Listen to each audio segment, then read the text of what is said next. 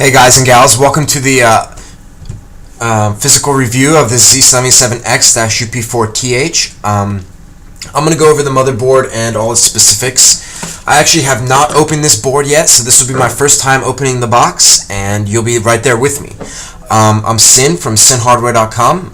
My real name is Steve. Today let's take a look at some of the things on the box. IR3550 is even included on the Z77X-UP4. This is one of the premium best power stages you can get, and 60 amp rated along with 60 amp chokes to allow that. So even though this board has 12 phases, in actuality it is equivalent to some of the much better 12 phase boards just in power output. That means that this board 6 phases is more than equivalent to 12 phases on any other board in production today. Even the UD5H that's 12 phases cannot output the type of current that one of these 6 phase boards can do. So this is a giant leap ahead for humankind, motherboard kind at least. Actually, let's take a look at the back before I open this baby up. You have some of the marketing here for the 60 amp power stage, as well as showing some comparisons. I mean, this is all marketing stuff, but there are some things you can read about here, and most of it is based in fact. Dual Thunderbolt connectors on this board, along with the MSATA, dual 10 gigabytes per second ports. 2-ounce copper PCB. This is Ultra Durable 5, which includes Ultra Durable 4 and Ultra Durable 3, so you have like dual power, failure protection, dual UEFI BIOS, 3D power, 3D BIOS, all the goodies here, even PCI 3.0. So let's take a look at this thing. So we open this up, and the accessories pack isn't that big, but this is not the UP5 we have now. 7 series driver, a nice little manual to go through and find out what's good. 2 sets of 6 gigabytes per second black cables. I'm glad they're black. Very well labeled. Back panel I/O. You can see all the USB 3.0 is in blue, and your DVI outputs. And Thunderbolt actually acts as a mini display port. Your RJ45, your 7.1 Toslink right here. Nice gigabyte sticker for your case. Oh yeah. And then you have a SLI connector right here.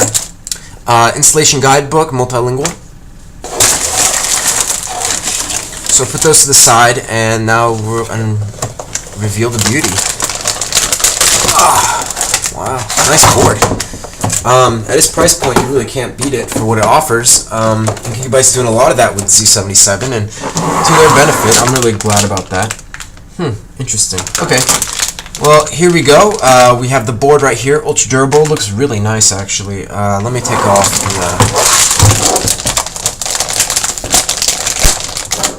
nice. Very nice. For UP4, this is way cool. This heatsink's really nice. Let's see if there's any plastic covering to take off here. No, none. Okay, someone told me there's some plastic covering, another reviewer. But there doesn't seem to be any. But we have excellent held down heatsinks here. You can take a look. Thermal pad on here, as well as a hold down on the back. This is extremely high quality. You only find this on the extreme high-end boards. Let's find out what we got here. Okay, good.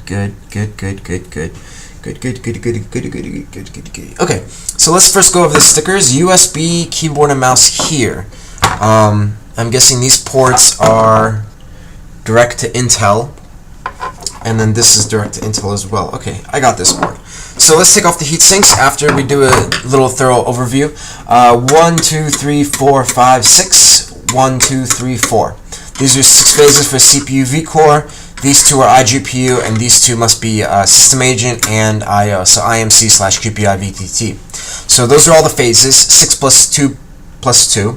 You have digital PWM here, IR3567A. Yep, exactly what I wanted. 6 plus 2 phase. Then you have a IR3570 right here, 3 plus 2 phase.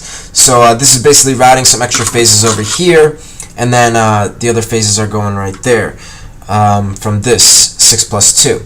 And then 2 more phases from the IR PWM here are providing digital power to 2 phases of the memory using some Renaissance MOSFETs. This is about 30 amps per phase right here for these memory.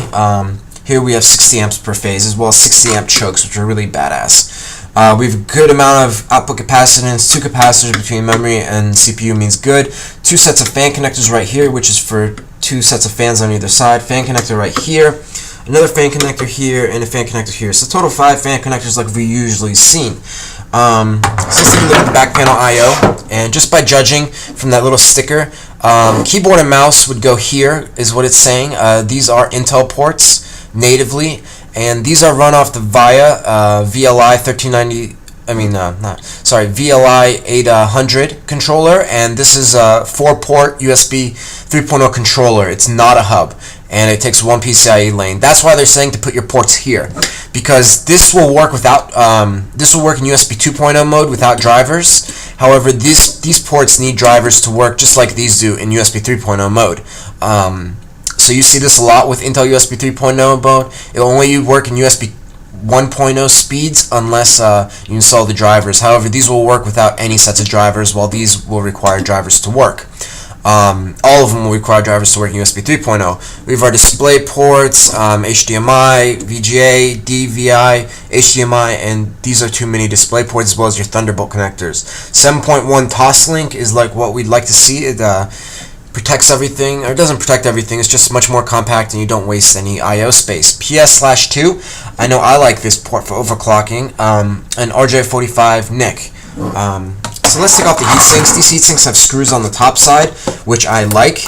I take off the heatsinks so the end user doesn't have to, so you can see what's underneath here. I like the screws now that they're using for this back panel.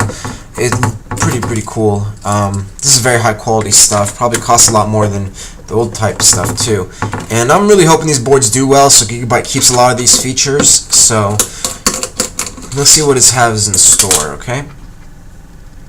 So we have all 4 for the VRM. Take a look at these. Okay, these are IR3550 power stages. You can see this thermal pad is so tightly done onto here. You can even see the how well it's gotten pushed down together. You can even see the marks here. It's very good. This is very high quality stuff. The screw hold down is working perfectly like I like to see.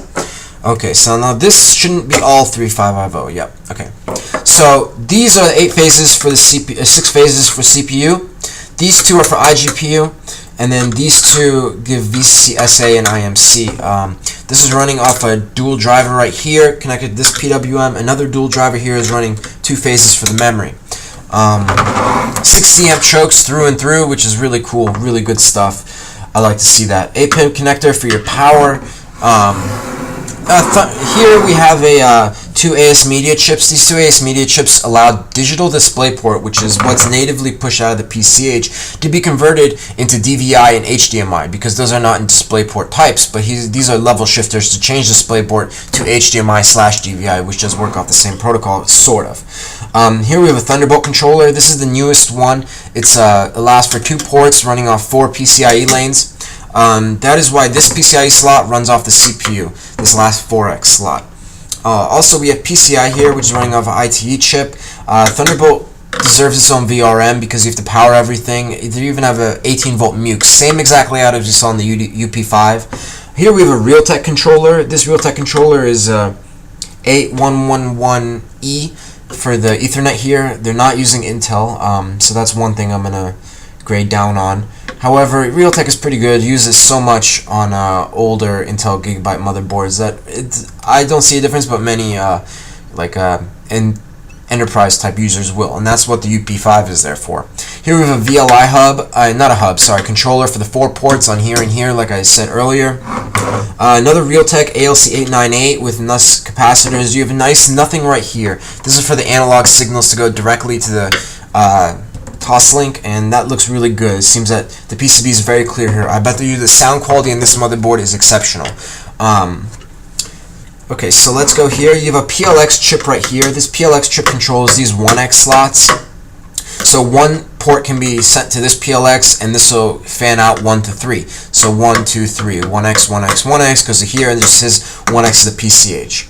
So far we have 1X to the PCH, 1X to the PCH, 1X to the PCH, 1X to the PCH. And that's all we have extra lanes for, because this is taking 4X and the PCH only has 8, right? We only have 8, okay? So Thunderbolt, LAN, even if it's Intel, you still lose a port, right? PLX to these 3, right? ITE, that gives you the PCI and then you have one more. Oh, what was it? The 4-port USB 3.0. There you go. All 8 lanes, all used efficiently. So efficiently. This is an IT8892E, and this changes 1-lane PCI-X1X, PCIe1X into PCIe outputs, 2 PCIe outputs. However, only one of them is being used here. Let's check if we have something else. No. Okay, good. Okay, so the PCH is under here. There's no need for me to take the heatsink off. There is probably a paste underneath. These are PCIe 3.0 switches. They're quick switches. Each of them can handle 2 lanes. So this is how it's done, okay? Just by judging by the UP5. 8X lanes are hardwired to this first 16X slot. Second set of lanes are hardwired to these 4 first chips. These 4 can either switch 8X between the second part of here to make this full 16X, or switch them down here for 8X here, and that would make 8X, 8X for SLI, or Crossfire. However, then you have 2 more chips that can switch 4 lanes. They hook onto the last 4X of here, and they switch them here, between here and here. So that way you can do 3-way Crossfire at 8X, 4X, 4X. Do you understand that? Or you can do 2-way 8X, 8X, or you can do 1-way 16X. There is a hack to run 3-way cross SLI actually on Z77, and it's like it's a very old hack. You can Google it or something, and that'll come up. Here you have an IT8728F, and this provides Super I/O capabilities such as fan temperature and voltage monitoring and fan control. These 2 BIOS chips are 68 megabits per each, so that's 8 megabytes. Top-notch thing you can get now. Here we have a COM header, and this is a little TI chip that allows that to happen. Receivers and accept something like that. Here are front panel front panel connectors for the case. Typical Gigabyte style. Clear CMOS headers right here. So all you gotta do is touch these 2 pins, like I'm doing with this screwdriver right now, and your CMOS is being actively cleared. Button right here. USB 2.0, USB 2.0, USB 2.0, and trusted platform module. Then you have your audio front panel headers. MSATA right here is switched with port 5, which is SATA 2, and that's number 5 is this top one right here. There's a little sticker. SATA port 5 will be disabled when MSATA slot is in use. So please keep that in mind. So I've basically gone over everything on this board. I don't know how long it's been, but I like to just go over everything. If you have any questions or comments, let's take a quick look at the back though, okay? So we can push these off. They're not really supposed to be protecting anything on this board because you only have single-sided. But these are just connectors. They keep the board very stable as well as keep the heat sinks on. If you have a very heavy heat sink that you think is going to hurt your board, this will keep the board and reinforce the heatsink on each side to keep the PCB stiff and firm. This PCB is very, very firm, very, very stiff. Everything is extremely excellent. This is 2-ounce PCB at its best. Nice, real black PCB. There's no bullshit brown. That's what I call it when I see a brown PCB that's said to be black, like you find on Ace Rock boards. I've been hitting on a lot of Ace Rock right now, like hurting them a lot. I'm not hurting them a lot, but basically saying a lot of crap about them. Well, they need to clean up their act if they're ever going to get better. Gigabyte's cleaning up their act. They're getting it really well. They've got this down to a science, and I'm really impressed. Here you can see your 8X, your 16X, 8X, 4X right here. And don't worry with the screwdriver. I know what I'm doing. So please don't do this yourself because you might be in danger. So I'm Sin from SinHardware.com, and that's my first look at the UP4. I'm being introduced to it just as you are. This is actually my first time viewing it, and I gotta say I'm liking what I see really a lot. I'm really liking this. Gigabyte's done a really good job with this, and I really want to say great job, Gigabyte. You've done a great job, and these heatsinks look incredible. The board's color is nice, luxurious, modern. No blue that's way over the top. If you're looking for a good modern motherboard that you can show off to your friends and show off, hey look, this is the latest piece of technology and not going to be outdated for a very long time, the UP4 is excellent for that and comes at a really good price point. So please do look into it, and if you have any more questions or comments, please let me know. You can find me at www.sinhardware.com. I have all my latest reviews up there, and I also have articles on voltage regulator modules as well as some videos about that, so check out my channel. And if you like me, subscribe me. I think we have a Facebook coming soon too. So if you have any questions or comments, please let me know. Other than that, Sin out.